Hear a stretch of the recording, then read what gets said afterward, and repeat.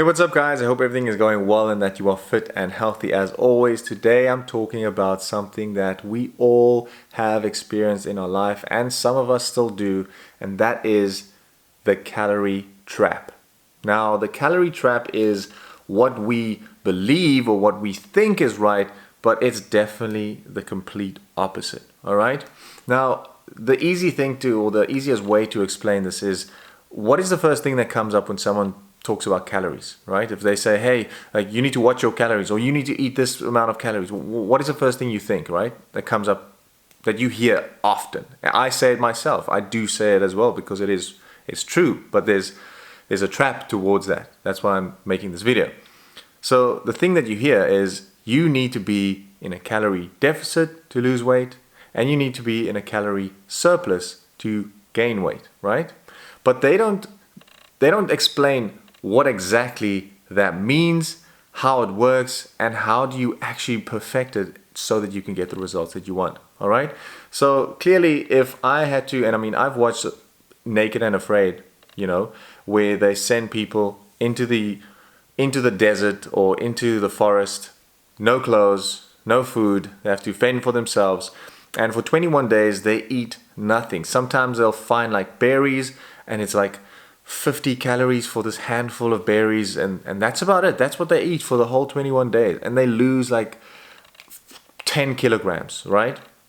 After this 21 days. They don't die. Some of them obviously can't make it because they get hypothermia and all those type of things, but the ones that make it, they survive. They're all right. They're actually fine. So they went without food basically for 21 days. But clearly we can see that they had a calorie deficit. Major calorie deficit, which meant that they had lost weight. Now you can look at it and say, okay, great, so I'm just going to put myself in a forest for like 20 days and I'll lose weight because I'm obviously not going to eat something. I won't have the fridge, so I won't snack on those type of things. But the result is it's not going to be what you want. Number one, mentally it'll be so tough. It'll break you. Mentally, it will break you just to go without food for 20 days. And then the other thing is also the complications that your organs and your body will go through. Even afterwards, when you come home and you start eating again, it will take so much time for your body to get back into a decent, healthy metabolism and rhythm. Okay, so as soon as you start eating again, number one, you'll pick up that weight super fast, and you might end up looking worse than what you did.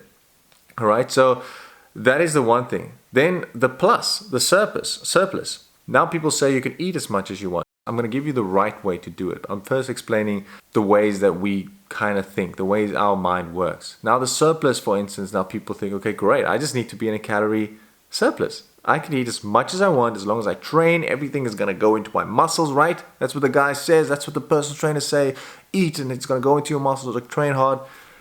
So you end up eating way too much. You start stacking on calories because you don't count them. You don't do that effort to go into it. You just know, like, listen, I'm just going to eat as much as I possibly can. And you start, eating all these food, and it's not the right stuff. You're not thinking, because in your mind, as long as it's calories, and it's obviously, this is the other thing, eating healthy calories takes a long time to make, so you always want the easy way out. So you're going to buy things. You're going to buy McDonald's, fast food, chips, something with a lot of calories that you can quickly consume, right?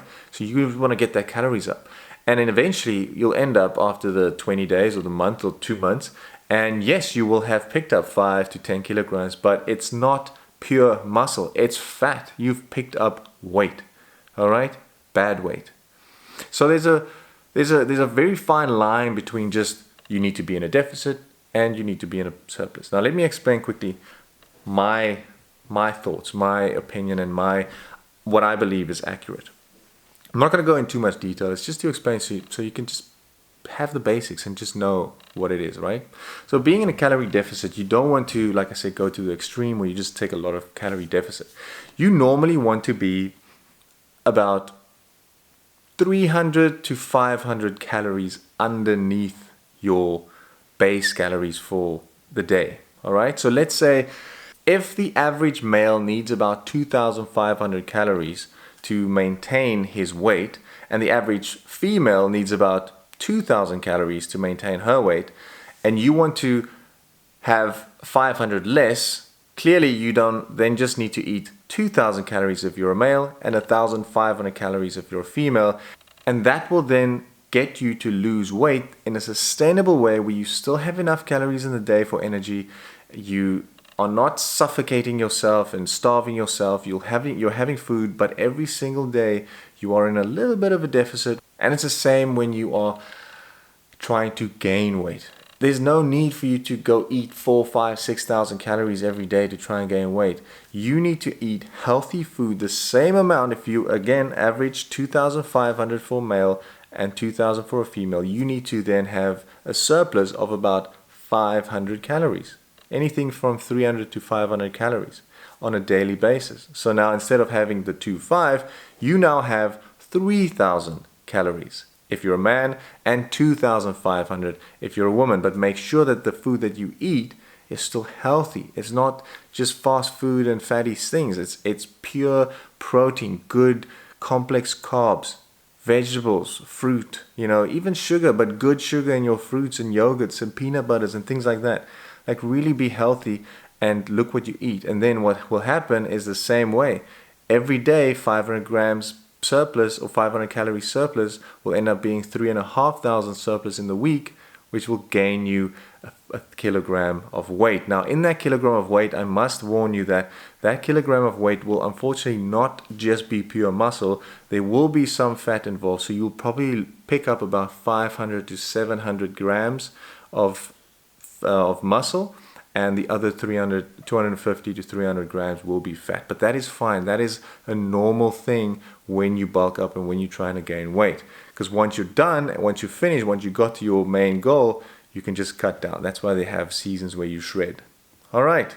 So I hope this explains more or less how the calorie deficit works. You can't just eat no food. I know the first thing people go to is, I'm just going to run every day, I'm going to work out like crazy, and I'm going to eat as less food as I possibly can. And I guarantee that you will lose weight. Of course you will. You're in a deficit. Come on.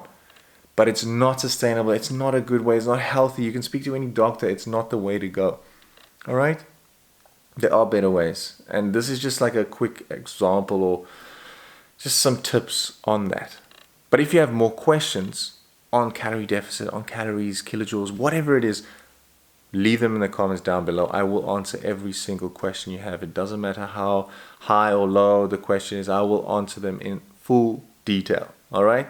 If you like this video, subscribe, like it, and remember to watch any of my other videos that are coming and the past ones about mental health, fitness, nutrition, gym, everything is there.